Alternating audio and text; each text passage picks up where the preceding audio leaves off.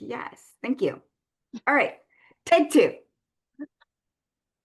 Thanks everybody for being here this afternoon. We're going to focus around being prepared and winning big. Well, what does that mean? That means mastering your government contracting response. I'm Julie Hartman, one of the co-founders of B2G Victory. Joining me is Susan Repka, the other co-founder of B2G Victory. And we're glad that you're here. And we're going to focus everything today and everything that Susan and I are about. And what B2G Victory stands for is opportunity.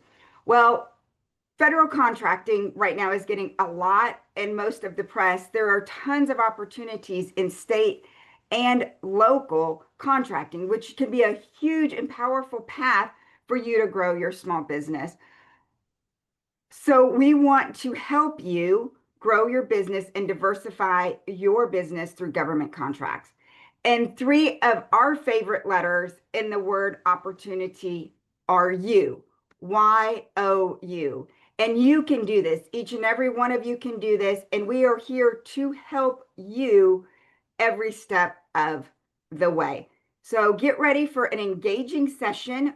We've got the chat, we've got Q&A, and as much as you put in today's session, I assure you, Susan and I, with our passion for small businesses and our decades of experience, we're going to give that back to you tenfold. With our hour together, it's going to be packed. We're going to talk about required documents, common components, the strategic approach that you want to take, common mistakes, because we don't want y'all to make those. And then where do you go from today to get additional answers and education? We're results driven, and that is in the name of our company. And so we encourage you through the session today to think about what are those actions? What are those immediate things that you could do maybe next week in your business to grow it through government contracts? Or maybe these are some of the things that are going to happen in Q4, or maybe a little bit more long-term planning that might take you all the way into Q1 2026 or even Q2 of 2026, or maybe it's a part of your long-term strategic growth plan that's maybe a couple years out. But we want to encourage you to take all of this information, put it into digestible chunks so that the knowledge you've got will gain action within your business and will ultimately lead to victory. Well, why are we qualified to be here? Susan and I both have been in this space for decades, and we came together a couple years ago and joined B2G Victory, which was solely focused on winning contracts for businesses with government entities. That's where our name is B2G, Business to Government, and Victory. Like I said, we're all about results. We want to stay connected with you. Susan's going to drop all of our contact information in the chat. And if you haven't put your contact information in the chat yet, please go ahead and do so. When we're not delivering sessions, what are Susan and I super busy doing behind the scenes? Well, we're helping businesses get certified, whether that is certifications or recertification, helping them find opportunities and the right fit of those opportunities for their business, writing and managing proposals, helping you get registered, whether that's for a government agency or a prime contractor, and helping you wherever you are along the way. So improving your process or even helping you develop your process. And we do training and coaching, whether that's in group environments like this, virtual environments, or in-person environments, or one-on-one. Wherever you are in your government contracting journey, whatever price point you have for your budget, we are here to help. So let's go ahead and start the engagement. And if you have a question, go ahead and drop it in the chat. So we're going to use, if you have a question, put it in the Q&A.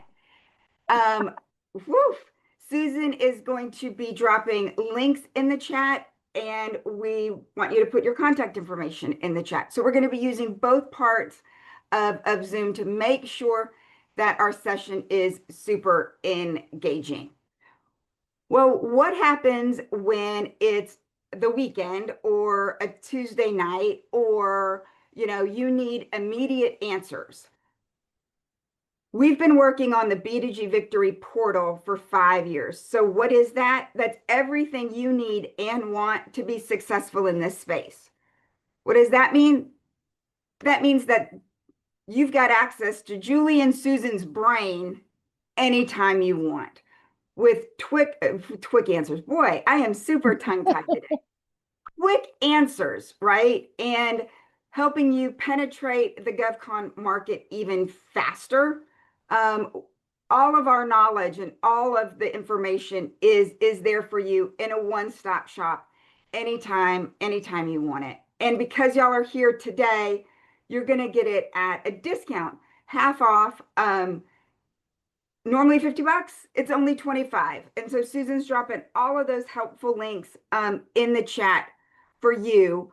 And this is kind of a preview of what the portal looks like. So there's your dashboard, and you can look at information by growing your knowledge or enhancing your business. Or if you want to look at it from the mega menu type and just do a big search. Once again, I want to let everybody know that our session today is being recorded and it will arrive in your inbox. So you're going to get an email right there with the session link that you can click on. Give us about a week to get it edited, get it posted, and get it over to you. There's been a lot going on in the government space. Obviously, you've heard on the news, and a lot of things in the government contracting space. So we wanted to talk about some recent changes that have happened this week, specifically in Texas, that not only impact us as a small business, but possibly many of you as well. So we wanted to share about the Texas Comptroller's decision to freeze the historically underutilized HUB program. And we wanted to talk about this first before we got into all of the content for today. So Susan's going to talk a little bit about that, and we want y'all to go ahead and ask us questions about this as well. All right, so the certification for the state of Texas, which is the historically underutilized business program, has been around since 1999, I believe. As things are coming down and all of the programs are being looked at to make sure that they are compliant and that they are as race and gender neutral as they can be. So the state of Texas certifies women, minority, and service disabled veterans. So those certifications have been, they're using the term frozen for now. And as more information comes out, we're going to keep our members and our clients informed. The state of Texas is not the only one that's done this. We're seeing this go across the U.S. We've seen it here in our area. And so we're going to talk a little bit about, Julie, if you'll flip to the next slide. Certifications are not a requirement to do business with a government entity, any government entity, federal, state, local, or education. You Anywhere. do not have to be certified to do business. So today is all about what is it going to take to win a contract, taking certification totally out of the picture for now, as we navigate some of these changes and how they impact. Because we win contracts for businesses all the time that are not certified. So I'm going to turn it back over to Julie to finish, but just understand, I have been in the certification space since 1998. And we've seen more changes this year than I have seen since the beginning of that time. So a lot of things going on. Um, Government's still buying things. They Yes. didn't freeze the budget. So there are still opportunities popping up every day. Correct. Yep. And like Susan said, we're one of we have our hub certification as well. So we not only help companies get certified, we're also impacted or potentially impacted by this as well. And I think that the resonating thing, and I'm just going to resonate what Susan said, is there are opportunities out there, right? So let's focus on the positive. There are tons of opportunities out there on all of the levels, and we have not gotten notification from the state of Texas as a certified business. So this is a press release that was released on Tuesday.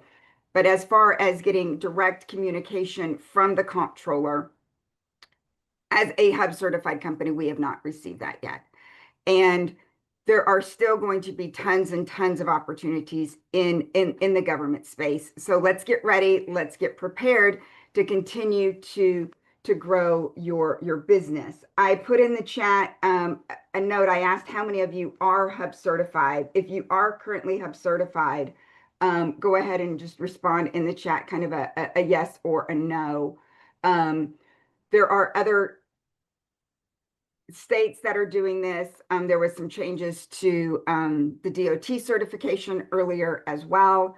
So we just wanted to make sure that we continue to provide information in this space to each and every one of you as it comes available to us, and continue to be a resource. All right, now let's go into the regular scheduled program.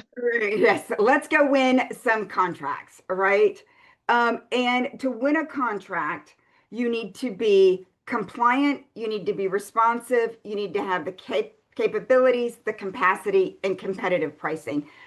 So that just reiterates kind of that previous slide, that certifications are not required to win contracts. Yes, it gets your foot in the door and it helps open up opportunities that you may or may not have had available, but it's being compliant, it's being responsive, being able to do the work, and offering competitive pricing that wins contracts. So that's what we want to focus on for the rest of our session. So once again, figure out how you're going to take this content and incorporate it into your company's growth plan. So we've got five main categories that we're going to talk about: documents, components, strategy, mistakes, and where do you go get more answers. So the necessary documents to win a government contract, the common bid components, your strategy development, right? And where you can go to get that from sample bids, and then mistakes that cost you the contract. And as far as entrepreneurs, right, it not only costs us the contract, that it costs us time too. And none of us have extra time in our day. And then additional resources. So let's just jump in. When you find that opportunity, whether that's an informal opportunity, whether that's part of a subcontractor packet or a larger bid, how do you read that, right? And so make sure that you read it all the way from front to back. And I'm meaning the full RFP, which is a request for proposal, the full IFB, which is invitation for bid, or the full RFQ. And make time in your schedule to do that, not, while you're watching TV, or, I'm going to do it at the end of the day when I'm really exhausted. When you get a bid, when you get an opportunity, treat that as if that is a billable client right then and there. That paradigm shift in your mind will help you win more contracts and increase your win rate. I assure you of that. Right? Because you're already thinking that this is work that I'm going to have. Also, when you're reading it from start to finish, instead of just selectively reading it, you might actually find other opportunities and additional scopes of work that your business could provide, or other opportunities within that agency. So make sure that you have no interruptions and that you're really focusing on that all the way through. I'm an active reader and I love me some technology, but when I'm reading an RFP or a bid or an RFQ, I actually print it out. I'm old school. I print it out and I get a highlighter and I highlight along the paper, right? And I'm writing all along. Um, And she sits in the purple chair. I do, and I sit in my purple chair and do it because that is where I'm able to hyper focus. And I color code the highlighter. So if it's green, as I'm reading it, anything that's green is anything that's going to impact my price, right? Because competitive pricing is one of the components that wins contracts. If I have a question about it, I'm going to highlight it orange. What does that do? That makes sure that I'm compliant and it also makes sure that I'm responsive. So if I have a question, then I'm going to highlight it in orange and I'm going to make sure to submit that to the agency within the Q&A period. If it's yellow, that is something that I have to do, right? Maybe there's opportunities for me to have other people help me out or other people read it or go grab other information. But if it is something that only you as the CEO or the owner of the business can do, then highlight it in yellow because then I know where and how I need to adjust my future schedule to make sure that I get that content done, which goes back to that compliant and responsive, right? So those are kind of some tips there when you're reviewing a current or a past bid. Other documents that are part of this process of winning contracts are your financials. And a lot of people are like, well, why do they need my financials? Well, government agencies and prime contractors are going to ask for your financials to make sure that you are a legitimate business. Don't get so caught up with, oh my gosh, I didn't make a whole lot of money this year, right? Or back in 2020 or 2021, or I had a bad year. They want to just make sure that you are financially solid, right? And what are those components of the financials? That's a profit and loss, a balance sheet, and a statement of cash flow, right? Are the typical financials that are asked for by prime contractors and government agencies. They're not asking for audited financials from small businesses. Once you start getting to really larger contracts, then you're going to need to get audited financials. But as a small business, you're not going to need that. Insurance. They want to make sure that you have insurance. What does that do? That minimizes the risk and exposure for the agency and the prime contractor, right? It also proves that you're a legitimate business and that you are actively protecting everything that you have built, right? So there's a couple different types of common insurances that are part of your certificate of liability insurance. A common acronym that you're going to hear in this space is a COI. This is what they want when you're reviewing a bid and it's asking for either your insurance requirements or your COI. We just did 2 weeks ago a great seminar with our friend Brendan at Tower Insurance, and I'm going to go ahead and I'll include that link in the email when we send you the link for this session, because that was a great interactive 90-minute session that goes through all of the granular things regarding insurance. So those are the kind of different components of insurance, your general liability, your automotive, workers' comp, professional liability, and cyber. And so that's an example of your certificate of insurance and kind of how they're broken out. Here's an example of a subcontractor registration form. So you can see the what do you need and then the why and then where does it show up. So here it asks, do you have commercial insurance, right? So they make that a requirement for any of the subcontractors that they work with. You have to have insurance.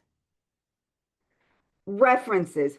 You're going to need to have references when you're going after government contracts. So references can be in the either in a simple form, right? In the RFP, they might ask for you to put it there. They might ask for a letter of reference, which is, a full letter. Or another thing that you can do is as you're talking about projects that you've done, you can list the references there. You're going to need references in your vendor registration. You're going to need references for your certification. We always recommend you to put references on your capability statements. So these references you can use across multiple places. So when do you ask? When do you ask about a reference and how do you ask? The more specific you are about a reference, the better it's going to be for you. You are not writing it for them, but you are asking them if they're willing to talk about a few things. So then all of your references don't sound the same, like, oh, they did a great job. Yes, I would use them again. You obviously want that in the reference, but you want a little bit more meat to it. So ask them, was there a challenge, a solution that happened in the project? And how did you handle it? Like, what was the positive impact? Or maybe there are some value categories that you want them to talk about, right? Maybe the results. How much money did you save them? What was the cost savings? How did you perform on budget? How did you perform on schedule? We often get asked, people are like, well, I just started with this project, right? Well, we're just 1 or 2 months in. Can I list them as a reference? Absolutely, you can. Because project onboarding, that transition, those first couple of weeks and months of working together are a true tale of how that project typically is going to move forward. So if you've got a variety of references of a new client, a current client, and a past client, absolutely, absolutely. You can include all of those in your proposal. The most important thing about references is making sure that that reference knows that you listed them and you have their permission. So make sure when you're using your references that you're letting them know. So here's just an example of just a little note that you could send to a reference to get their permission. And on the portal, in the frequently asked questions section, there are tons of questions that other people have asked on previous seminars that we've put there. So if you have a question, make sure to put it in the Q&A of today's session, and it'll probably end up in the portal with the answer because there are no silly questions in this space. Susan and I ask each other questions all the time, and we've been doing this for decades. Components. So when you're working on your responses, there's going to be some common components that you're going to be able to reuse, which is great, right? Because once you start building your proposal library, you're going to be able to respond faster. You're going to be able to cater that response to that specific agency, and you're going to be able to respond to more bids. So we're going to talk about what are those kind of common components and actually give you and show you some examples of proposals and bids that we've actually done for other clients that have won contracts. So let's jump on into the components part. There are many components that could be a part of your response. These are 6 common components, and then obviously depending on your industry, there might be some more, but we wanted to just kind of start and give you a little bit of a flavor and some ideas. Company qualifications and your company profile. We see this all the time, whether it is a subcontractor package, a RFQ, which is a request for qualification, or a RFP, which is a request for a proposal. So what does that look like? So here's an example on Ion Wave of where you would see that requirement. Right, so kind of right here. So you're going to need to upload it as a vendor document separate. So that would be where you're going to upload your company profile. So here's an example of a company's profile, a client of ours, and this was in the education space, the K through 12 space. So we created this one-page sheet that overviews their education experience in the K through 12 space, right? So you want to be able to have your company profile catered to the response that you are submitting. Well, what does that look like in a presentation?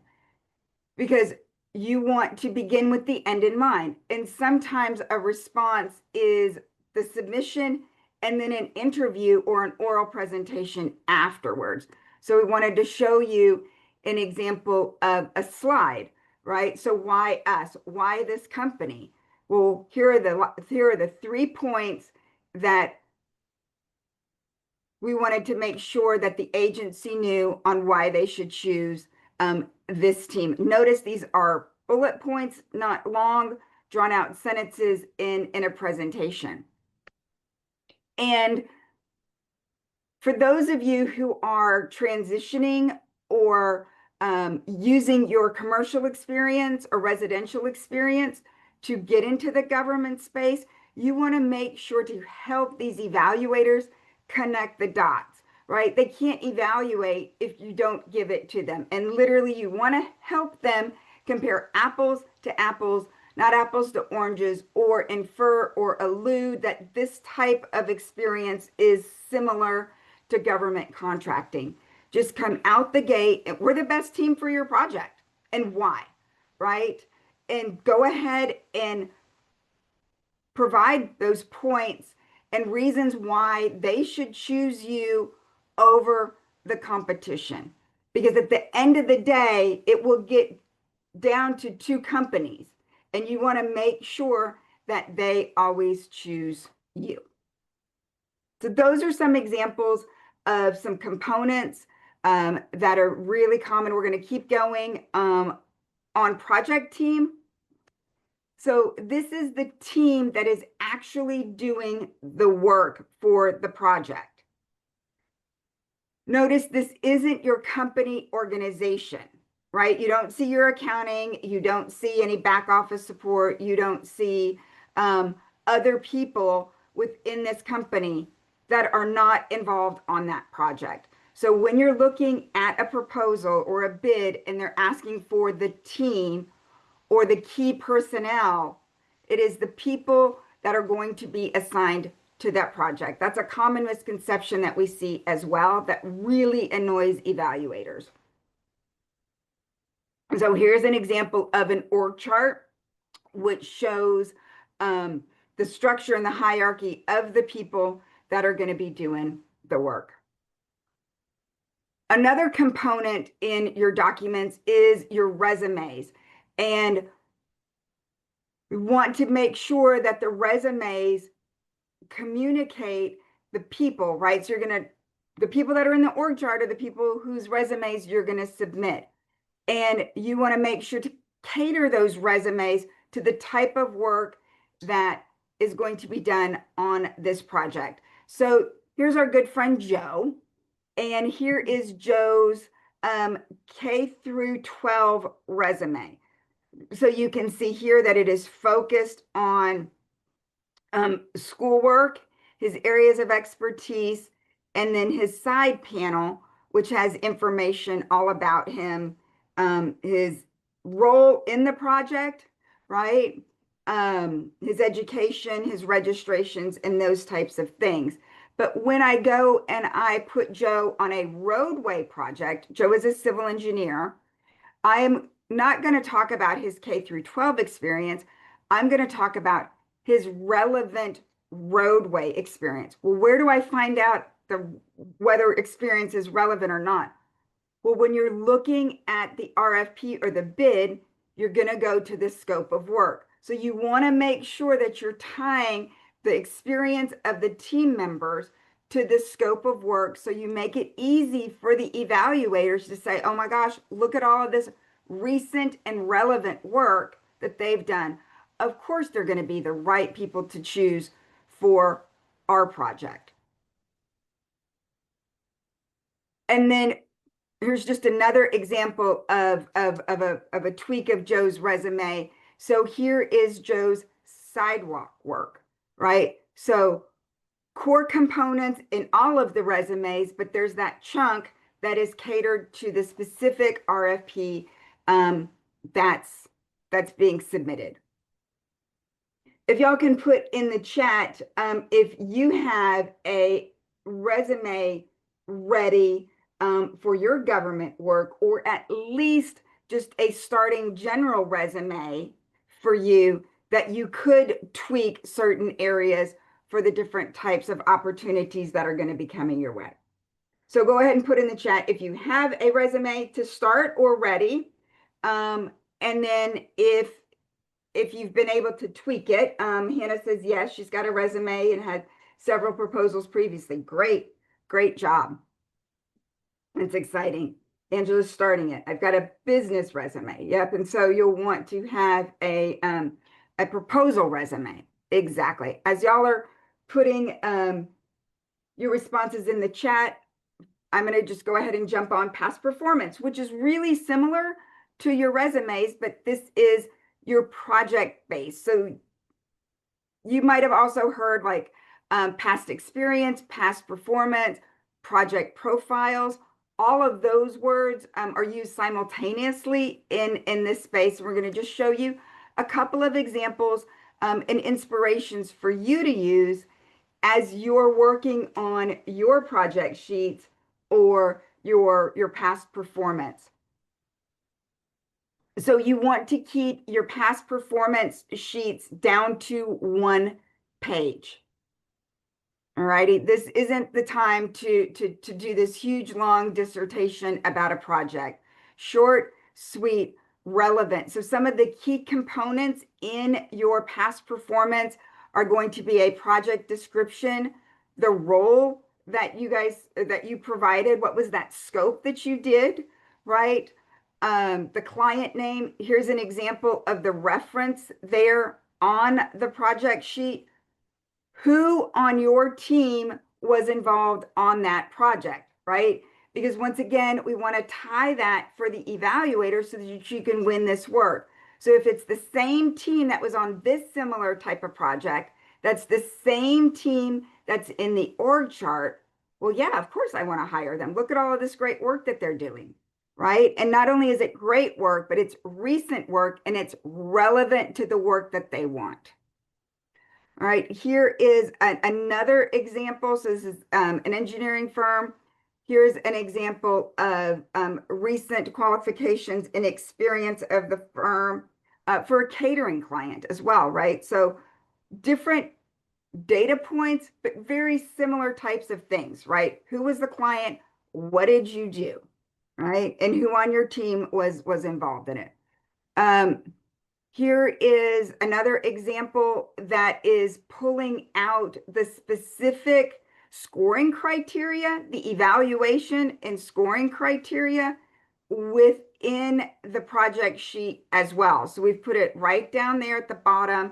I've made it larger, but once again, making it easy for the evaluators to compare the apples and the apples, right?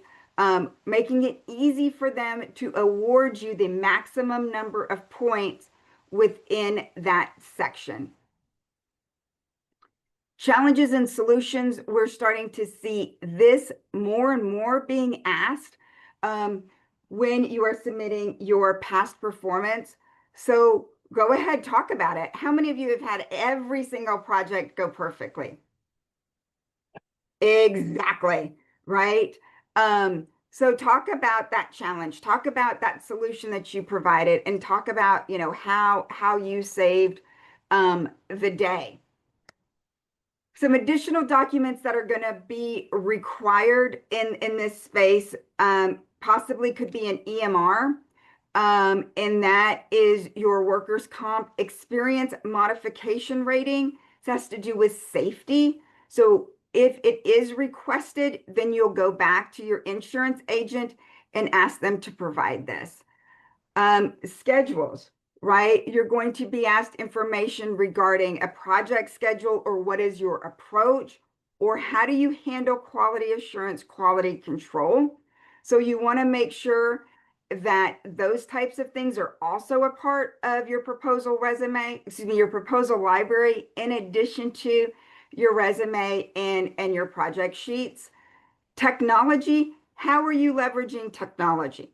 How are you leveraging technology to make the process easier, save money for the clients? Those types of things you're going to want to talk about as well. More information about all of these different components are available in the portal library. So you've got that. So we've showed you kind of already on the portal, you've got your FAQs.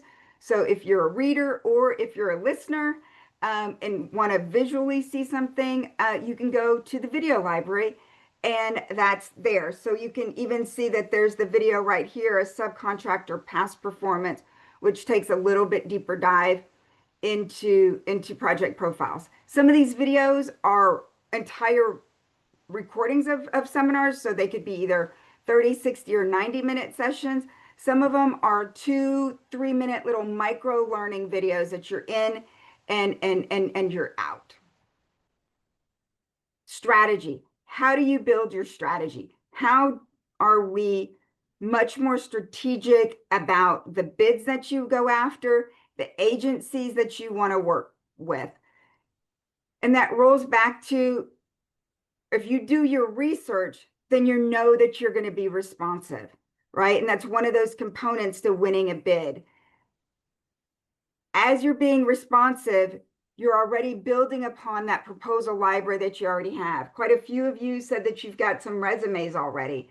Go ahead and put in the chat maybe if you have any of those other components that I talked about that need to be a part of your proposal library.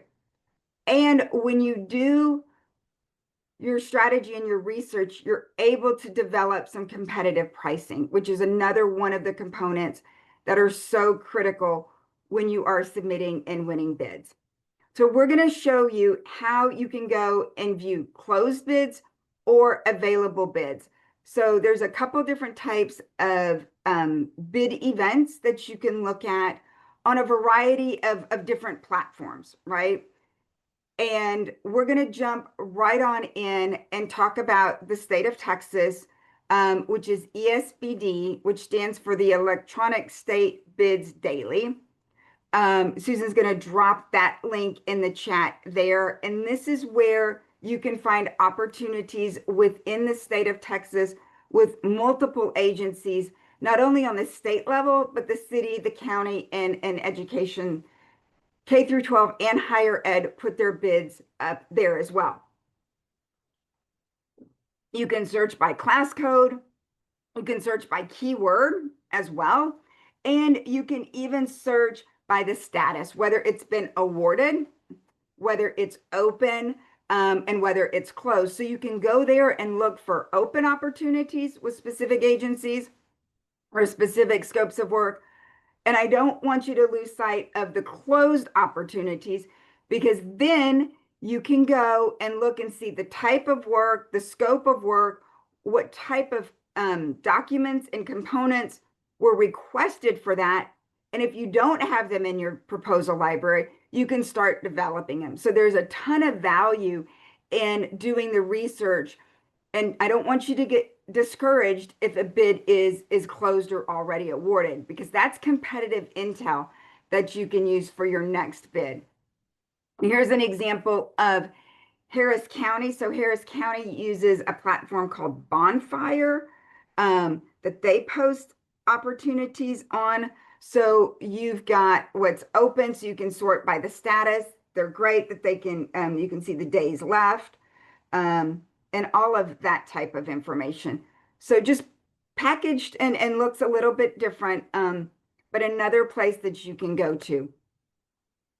We want to make sure that when you are looking and researching on opportunities, that if it is on the street, which means if it is open, that you honor the code of silence.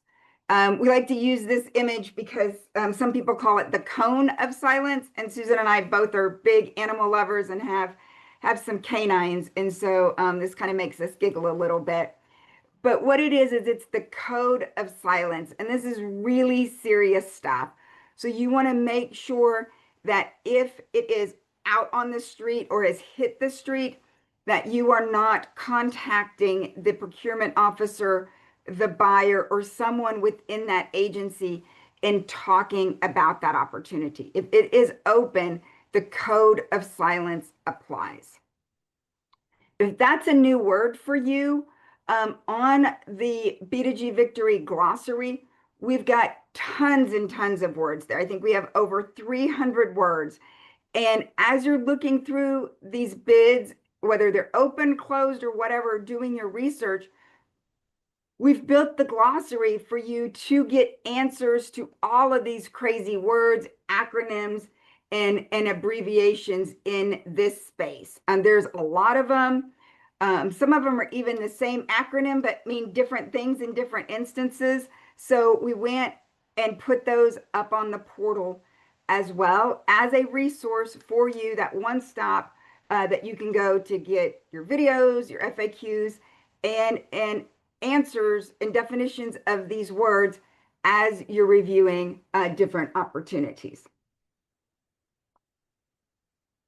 Mistakes. We get so frustrated and so heartbroken when we hear stories of businesses making mistakes that could have been avoided. It is so, so discouraging for Susan and I. And so we wanted to share some of the mistakes that we see people making to ensure that you don't make those mistakes as you are growing your business in the government space and winning more work. We'll talk about a couple of these. The due date. These are non-negotiators. If something is due on a certain day and at a certain time, that is the date and that is the time, unless it's extended. So when you're on these different platforms and it's got the date and the time, pay attention to the time zone, as well as when you are submitting information. And don't wait until the morning of to create a profile, to make sure that your login works, or to start submitting information. A lot of these have multiple parts, like I showed you earlier on that screen, where you've got, your company profile and then your past performance.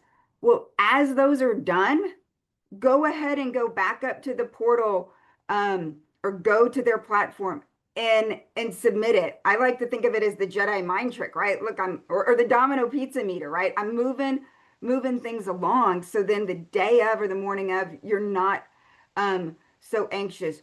We have a policy that we submit everything the day before, because there's been a whole lot of life happening in 2025. So we don't want to set us up for any barriers that might impact submitting it on time. Who knows? Electricity, Wi-Fi, hurricanes, storms, what have you. So these dates and times are extremely serious, and we need to make sure that you get your stuff in time. And pay attention to all of the different line items. And it is not submitted. If you're just clicking save and save and save on these various platforms, it is not submitted until you hit the submit button. You will know if it's successfully submitted because you'll get an email, or that screen will pop up and say successful submission. So make sure that when you have spent all of this time and investment and energy in this bid that you know that you have successfully submitted it. Forms. Government loves administration. There are forms. Sometimes these forms may not make sense to you. Sometimes they seem a little ridiculous.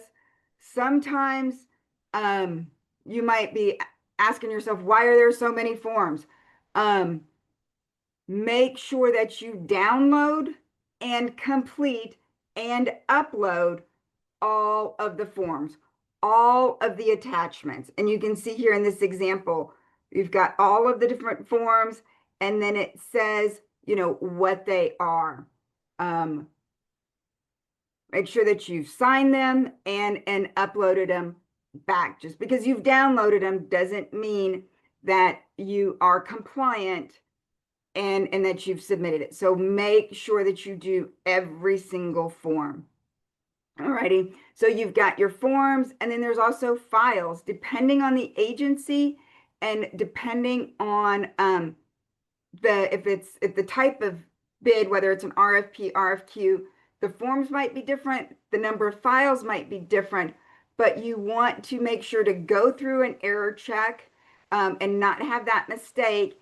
And if a file that you're downloading is an Excel file, they're going to want you to upload that Excel file, especially with pricing, right? So make sure that if it's an Excel file, you upload the Excel file. If it's a PDF, you upload a PDF. Whatever form or file they've asked you to do, that you have done that.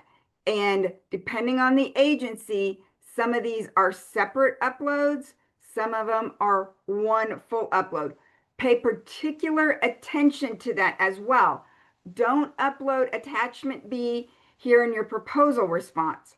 That's going to make you non-compliant. And all of that hard work, all of that energy, all of that investment is going to be for naught because you put it in the wrong place. Okay? So make sure to pay super close attention. And that's another reason why we encourage you to, as you're doing these, as you've got these files done, go ahead and upload them so that you won't accidentally make that mistake as you're rushing, which we don't want you to do, in the wrong spot. Questions. Most bids give you the opportunity to ask questions. Make sure that you take advantage of this. There will be different places for you to put the questions. Some will say email it to the buyer or procurement officer. Some of them will have you upload it to their platform. Make sure that you do that. And make sure that you're going back and checking the platform every single day before the bid is due, as well as the day that the bid is due. Even when we submit the bid the night before, the day before, that morning and up until the due time on the due date, Susan and I are on those websites checking it.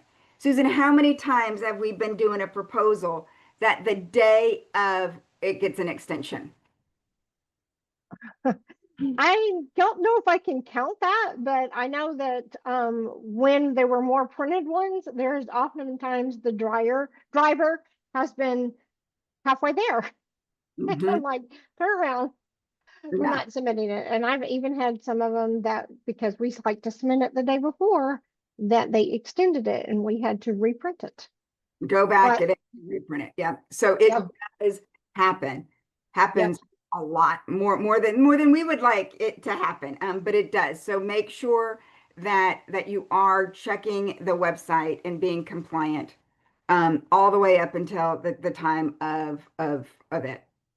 So here's some examples of some questions that we recommend that you always ask.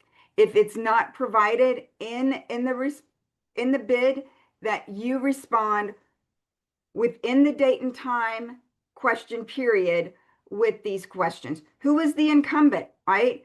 Once again, that's research and that's competitive intel. Are you able to provide a previous year or last year's budget? That allows you to provide, and sharpen your pencil and get ready for some competitive pricing. As a part of your strategy, if you ask, can I submit as a joint venture as well as a prime, or as a subcontractor, can I be on multiple teams, right? Well, what does that do? That doubles and triples and possibly quadruples your odds. So make sure that in your proposal library, you've got these 4 questions that you're always asking during the appropriate question and answer period. On the portal, we've got blogs, right? So we've already talked about videos, we've talked about FAQs, we've talked about the glossary. So we also have blogs. So if you want to read a quick blog post, we've got those there for you as well that cover in a little bit greater detail some of the topics that we've covered today. Well, where do you go to get more education and more answers? Every single month, we have events on the B2G Victory events calendar, which is a part of the portal, and it's also on the public facing side of our website. Not only do we have events that Susan and I are doing together, or we've got a divide and conquer. Either they're in person or virtually, or events and programs with our agency partners.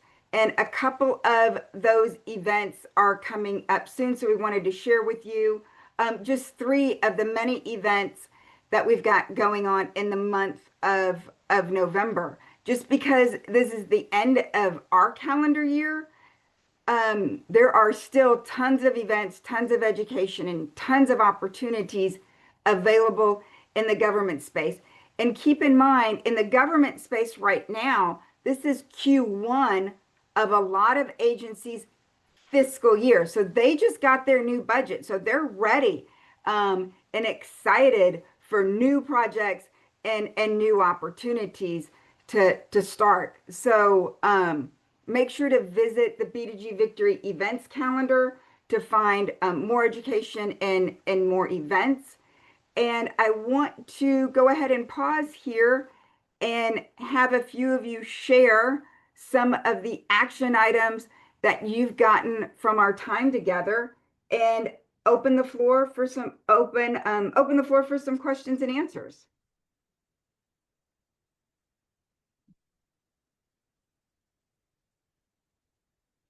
So if you can put in the chat maybe one thing that was worth your while and that you got out of our time together. Oh, so we've got a question from Jody. As a startup business with not a lot of projects, how do we compete? So you compete, Jody, on your professional experience, right? I'm sure that you are full of the qualifications and the capabilities to do the work, right? And so just be transparent and say, this is pre your company's establishment, right? So this would be professional experience, recent professional work, and you can make sure that you put in the headings of the scope of work, and then either the company or companies that you did that work for. So you're being transparent and saying that the company didn't do it, but you're the owner of the company, and more than likely you're the person that's actually going to be doing the work on the project. So you can take that information and communicate it so that you can get the work to build your company, so that eventually you'll be sending out invoices and that work will be under your company name. We've actually got a few examples of that on the portal. Oh, lots of questions. Oh, things that you guys got out of here. Hannah says she's gonna pre-create content for future proposals and research. Absolutely. Those closed proposals are a gold mine for either doing an audit of your proposal library or developing new content, and then you've got your team, or you can have other people help you develop those chunks. Absolutely. So I have something to say about that. I recently found information on Harris County's bonfire where if there is bid sheets and it's a bid that's been done in the last 2 years, you can actually download every submission's bid sheet. Whoa, that is a gold mine. I was doing a proposal audit for someone and we were trying to figure out why she didn't get in the pool of vendors, and we saw their pricing. So There was another client of ours who does packaging, and she does the cups and the bowls and things at NRG, and she was super excited about an opportunity for HISD. And they had the current bid out on the street, and she went and sent her the link to go find the pricing for the past, same type of thing. She sharpened her pencil and was like, there's no way I can compete in this. Going through this exercise, I now know kind of my price range. And also, she didn't waste all of the time submitting it and not being competitive. Now, price is only one of the factors in an evaluation. But if it's heavily weighted and you know you can't make money, then don't bid. You never want to bid on a project that you're going to lose money. We've heard horror stories about that because the agency doesn't win, the small business doesn't win, no one wins on that. Research closed proposals, complete my proposal resume, build my library, and ask questions. Wonderful. Also, this is Tiara. Yes, you will get the presentation in your inbox. We will email it out. The recording, it will be at least a week before we do that.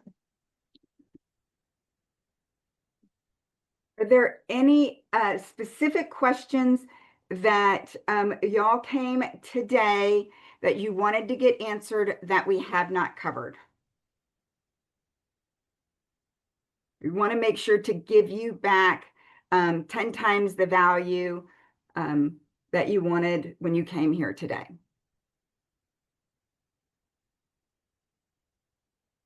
No questions. All right.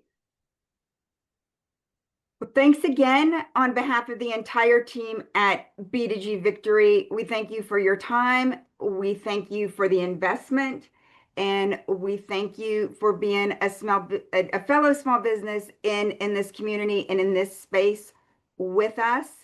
And we are here to help you every single step of the way. We look forward to seeing you in person or online, whether that's in a future session or on the B2G Victory portal. Any other closing comments, Susan? I do not. Hannah, I'm typing the answer to your question right now. So give me 1 second. Just stay on the line. Thank y'all, everyone, for coming. As we kind of navigate some of these challenges that are coming up. The government is they still have budgets. They're still spending money. Don't get discouraged. We are here to help you as you are putting together your plan. Thanks again, and we will see y'all soon. You take care and take care of each other. Have a great afternoon.